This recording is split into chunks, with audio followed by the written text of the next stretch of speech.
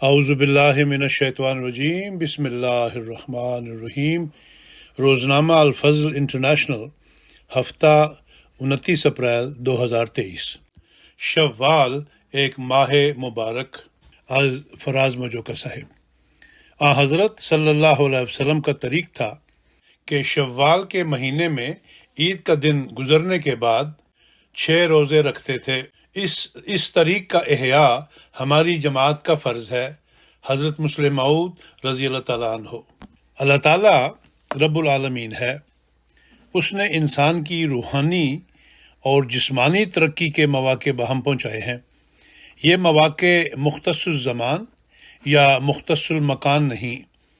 اس پہلو کا اظہر من الشمس نظارہ رمضان المبارک میں نظر آتا ہے، جب ہر طرف عبادت، نیکی اور قرب الہی کے حصول کے مختلف ذرائع ماحول میں نظر آتے ہیں۔ اس ماہ مبارک کے فوراً بعد شوال کا ماہ شروع ہوتا ہے۔ آئیے اسی پہلو سے نظر دوڑاتے ہیں کہ اسلام میں رمضان کے بعد آنے والے مہینہ یعنی شوال کے بارے میں کیا فضیلت بیان ہوئی ہے۔ عید الفطر۔ شوال کا مہینہ سنتے ہی سب سے پہلے جو چیز ذہن میں آتی ہے وہ عید الفطر ہے، جو کہ 1 شوال کو منائی جاتی ہے۔ احادیث مبارکہ میں آتا ہے، ان انس قال قدم رسول اللہ صلی اللہ علیہ وسلم المدینۃ ولہم یومان یلعبون فیہما فقال ما ہذان الیومان قالوا کنا نلعب فیہما فی الجاہلیہ فقال رسول اللہ صلی اللہ علیہ وسلم ان اللہ قد ابدلکم بہما خیر منہما یوم الاضحیٰ و یوم الفطر۔ سنن ابی داود۔ حضرت انس رضی اللہ عنہ نے بیان کیا کہ رسول اللہ صلی اللہ علیہ وسلم مدینہ تشریف لائے اور ان کے 2 دن تھے جن میں وہ کھیلا کرتے تھے۔ آپ نے فرمایا، یہ 2 دن کیا ہیں؟ انہوں نے کہا، ہم جاہلیت میں ان دنوں میں کھیلا کرتے تھے۔ تو رسول اللہ صلی اللہ علیہ وسلم نے فرمایا، اللہ نے تمہیں ان 2 کے بدلہ میں ان سے بہتر 2 دن دیے ہیں، یعنی اضحیٰ کا دن اور فطر کا دن۔ ایک اور حدیث میں ہے، ان ابی امامۃ ان النبی صلی اللہ علیہ وسلم قال من قام لیلۃ العیدین للہ محتسبا لم یمت قلبہ یوم تموت القلوب۔ سنن ابن ماجہ۔ کہ حضرت ابو امامہ نے بیان کیا کہ نبی صلی اللہ علیہ وسلم نے فرمایا، جو شخص اللہ کی خاطر عیدین یعنی عید الفطر اور عید الاضحیٰ کی راتوں میں قیام کرے تو اس کا دل اس دن نہیں مرے گا جس دن دل مر جائیں گے۔ حضرت صلی اللہ علیہ وسلم نے جہاں اس دن کی فضیلت بیان فرمائی، وہاں اس دن روزہ رکھنے سے بھی منع فرمایا۔ حدیث مبارکہ ہے کہ ابو عبید نے بیان کیا کہ میں نے حضرت عمر بن خطاب رضی اللہ عنہ کے ساتھ عید میں حاضر ہوا۔ انہوں نے خطبہ سے قبل نماز سے ابتدا کی، پھر فرمایا، رسول اللہ صلی اللہ علیہ وسلم نے ان 2 دنوں عید الفطر اور عید الاضحیٰ میں روزہ رکھنے سے منع فرمایا ہے۔ جہاں تک عید الفطر کا تعلق ہے تو وہ تمہارے روزوں سے تمہارے افطار کا دن ہے، اور عید الاضحیٰ تو اس میں تم اپنی قربانیوں کے گوشت کھاتے ہو۔ سنن ابن ماجہ۔ 6 روزے۔ عید الفطر کے بعد دوسری اہم چیز جس کا تعلق شوال کے مہینہ سے ہے وہ شوال کے 6 روزے ہیں۔ اللہ تعالیٰ نے قرآن کریم میں رمضان کے روزوں کے لیے فرمایا کہ یا ایھا الذین آمنوا کتب علیکم الصیام، البقرہ آیت 184، کہ تم پر روزے فرض کیے گئے ہیں۔ گویا یہ تو فرض عبادت تھی، مگر ساتھ ہی اگلی آیت میں فرمایا فمن تطوع خیرا فہو خیر اللہ، کہ جو کوئی بھی نفلی نیکی کرے تو یہ اس کے لیے بہت اچھا ہے۔ پس رمضان کے فوراً بعد شوال میں نفلی عبادت کے مواقع باہم میسر فرما دیے۔ اس سلسلہ میں سب سے پہلے احادیث مبارکہ کو دیکھتے ہیں کہ حضرت صلی اللہ علیہ وسلم نے اس مہینہ کے بارے میں کیا فرمایا ہے۔ ان ابی ایوب صاحب النبی صلی اللہ علیہ وسلم ان النبی صلی اللہ علیہ وسلم قال من صام رمضان ثم اتبعہ ب6 من شوال فکأنما صام الدہر۔ سنن ابو داود۔ یعنی نبی صلی اللہ علیہ وسلم کے صحابی حضرت ابو ایوب رضی اللہ عنہ نے بیان کیا کہ نبی صلی اللہ علیہ وسلم نے فرمایا، جس نے رمضان کے روزے رکھے اور اس کے بعد شوال کے 6 رکھے تو گویا اس نے زمانہ بھر روزے رکھے۔ پھر سنن ابن ماجہ کی روایت ہے، ان ثوبان مولا رسول اللہ صلی اللہ علیہ وسلم عن رسول اللہ صلی اللہ علیہ وسلم انہ قال من صام 6 ایام بعد الفطر کان تمام السنہ من جاء بالحسنۃ فلہ 10 امثالہا، ابن ماجہ۔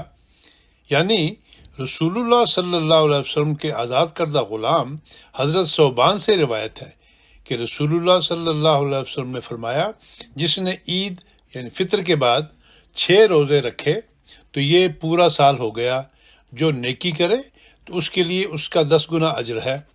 حضرت صاحبزادہ مرزا بشیر احمد صاحب رضی اللہ عنہ تحریر کرتے ہیں کہ میں نے حضرت والدہ صاحبہ سے پوچھا کہ آخر عمر میں بھی آپ یعنی حضرت مسیح موعود علیہ السلام نفلی روزے رکھتے تھے یا نہیں؟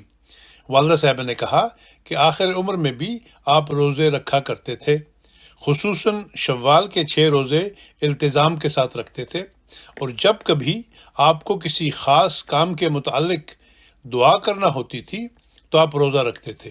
سیرت المہدی۔ حضرت مسیح موعود علیہ السلام فرماتے ہیں، لوگوں نے نوافل صرف نماز ہی کے نوافل سمجھے ہوئے ہیں۔ نہیں، یہ بات نہیں ہے، ہر فعل کے ساتھ نوافل ہوتے ہیں۔ انسان زکوٰۃ دیتا ہے تو زکوٰۃ کے سوا بھی دے، رمضان میں روزے رکھتا ہے کبھی اس کے سوا بھی رکھے، قرض لے تو کچھ ساتھ زائد بھی دے کیونکہ اس نے مروت کی ہے۔ نوافل متمم فرائض ہوتے ہیں۔ نفل کے وقت دل میں ایک خشوع اور خوف ہوتا ہے کہ فرائض میں جو قصور ہوا ہے وہ اب پورا ہو جائے۔ یہی وہ راز ہے جو نوافل کو قرب الہی کے ساتھ بہت بڑا تعلق ہے۔ گویا خشوع اور تذلل اور انقطاع کی حالت اس میں پیدا ہوتی ہے، اور اسی لیے تقرب کی وجہ میں ایام 20 کے روزے، شوال کے روزے، یہ سب نوافل ہیں۔ پس یاد رکھو کہ خدا سے محبت تام نفل ہی کے ذریعے سے ہوتی ہے۔ اس کا نتیجہ یہ ہوتا ہے کہ فرماتا ہے کہ میں پھر ایسے مقرب اور مومن بندوں کی نظر ہو جاتا ہوں، یعنی جہاں میرا منشا ہوتا ہے وہیں ان کی نظر پڑتی ہے۔ ملفوظات جلد 2 صفحہ نمبر 199۔ حضرت خلیفۃ المسیح اول رضی اللہ تعالیٰ عنہ فرماتے ہیں، ایام 20 کے روزے یا 6 شوال وغیرہ جن کی فضیلت بھی کتب معتبرہ احادیث میں لکھی ہوئی ہے، اور علماء و فقہاء نے ان روزوں کی فضیلت میں یہاں تک لکھا ہے کہ جس نے رمضان اور 6 شوال کے روزے رکھے اس نے گویا سال بھر کے روزے رکھ لیے، اور اس کی وجہ یہ لکھتے ہیں کہ ہر ایک نیکی کا ثواب وہ اللہ رحمان الرحیم 10 گنا عطا فرماتا ہے، کما قال اللہ تعالی من جاء بالحسنۃ فلہ 10 امثالہا، سورۃ الانعام۔ یعنی جو شخص ایک نیکی بجا لاوے گا تو اس کو اس نیکی کا 10 گنا ثواب ملے گا۔ تو 30 روزوں کا ثواب 300 روزوں کا ثواب ہوا، اور 6 روزوں کا ثواب 60 روزوں کا ثواب ہوا، اور سال تمام کے قمری دن بھی 360 ہی ہوتے ہیں۔ خطبات نور، خطبہ فرمودہ 19 اکتوبر 1906۔ حضرت خلیفۃ المسیح ثانی رضی اللہ تعالیٰ عنہ فرماتے ہیں، حضرت صلی اللہ علیہ وسلم کا طریق تھا کہ شوال کے مہینے میں عید کا دن گزرنے کے بعد 6 روزے رکھتے تھے۔ اس طریق کا احیاء ہماری جماعت کا فرض ہے۔ ایک دفعہ حضرت صاحب یعنی حضرت مسیح موعود علیہ السلام نے اس کا اہتمام کیا تھا کہ تمام قادیان میں عید کے بعد 6 دن تک رمضان ہی کی طرح اہتمام تھا۔ آخر میں چونکہ حضرت صاحب کی عمر زیادہ ہو گئی تھی اور بیمار بھی رہتے تھے، اس لیے 2-3 سال بعد آپ نے روزے نہیں رکھے۔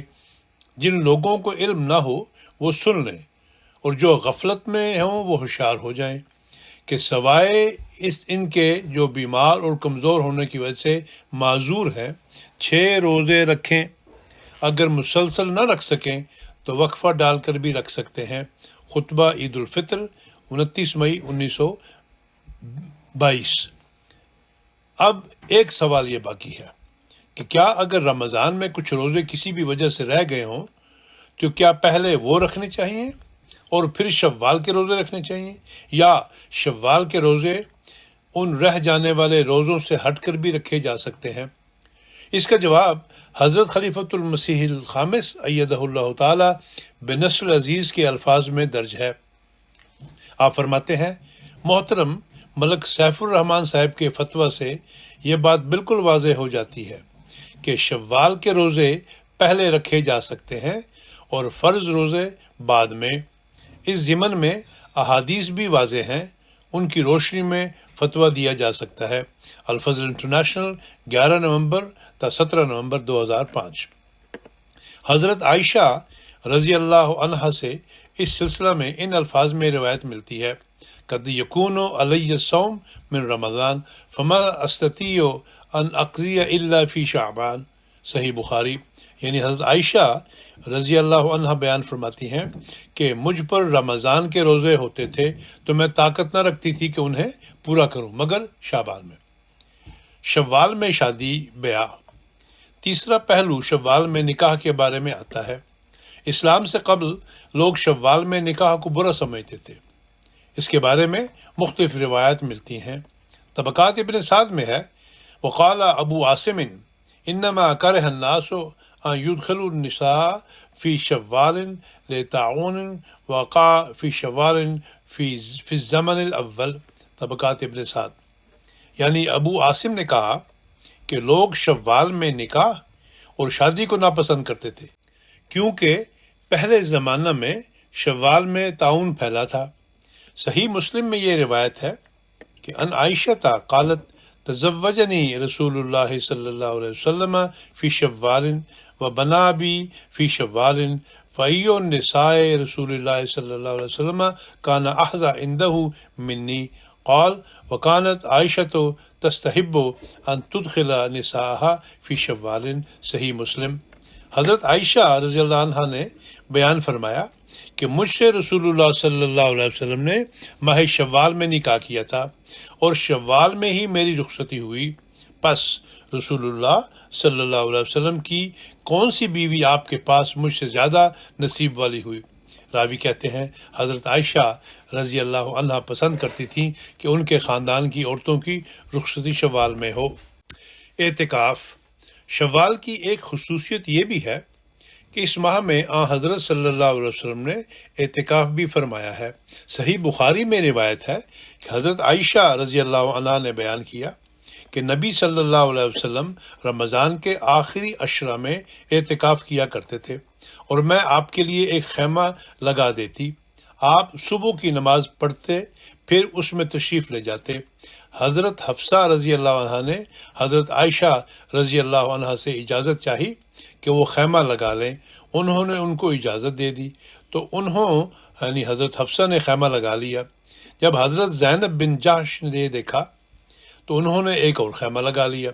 جب صبح ہوئی تو نبی صلی اللہ علیہ وسلم نے خیمے دیکھے اور فرمایا یہ کیا ہے؟ تو آپ کو بتایا گیا، نبی صلی اللہ علیہ وسلم نے فرمایا کہ کیا تم ان کی یہ نیکی سمجھتے ہو؟ آپ نے اس مہینہ میں اعتکاف چھوڑ دیا، پھر آپ نے شوال میں سے 10 دن اعتکاف فرمایا، صحیح بخاری۔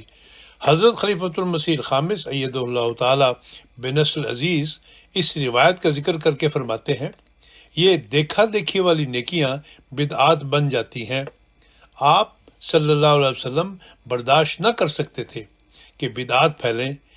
نیکیوں کی خواہش تو دل سے پھوٹنی چاہیے، اس کا اظہار اس طرح ہو کہ لگے کہ نیکی کی خواہش دل سے نکل رہی ہے، یہ نہ ہو کہ لگ رہا ہو دیکھا دیکھی سب کام ہو رہے ہیں۔ امہات المومنین بھی یقیناً نیکی کی وجہ سے ہی اعتکاف بیٹھی ہوں گی کہ حضرت صلی اللہ علیہ وسلم کے قرب میں ان برکات سے ہم بھی حصہ لے لیں جو ان دنوں میں ہونی تھی، لیکن آپ صلی اللہ علیہ وسلم کو یہ برداشت نہ تھا کہ کسی نیکی سے دکھاوے کا ذرا سا بھی اظہار ہوتا ہو، ذرا سا بھی شبہ ہوتا ہو، چنانچہ آپ نے سب کے خیمے اکھڑوا دیے۔ خطبہ جمعہ فرمودہ 29 اکتوبر 2004۔ اللہ تعالیٰ ہمیں ان بابرکت دنوں میں نیکیوں کو سمیٹنے والا بنائے اور ہم ان تمام نیکیوں کو زندہ کرنے والے ہوں جو خدا تعالیٰ کے قرب کی راہوں کی طرف لے جانے والی ہے۔ آمین ثم آمین۔